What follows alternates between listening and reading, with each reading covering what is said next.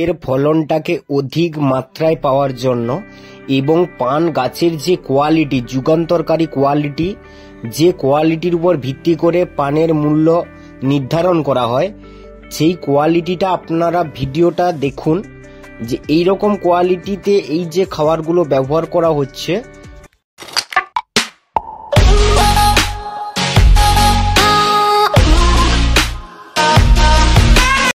এই রকম পানের কোয়ালিটি এবং এই যে পানের যে ফলন বৃদ্ধি,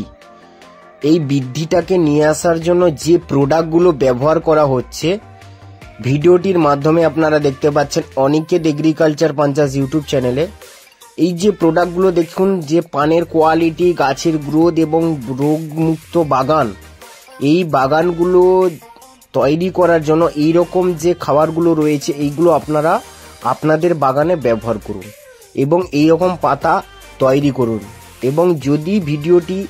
আপনাদের ভালো লেগে থাকে অতি অবশ্যই চ্যানেলটিকে সাবস্ক্রাইব করবেন এবং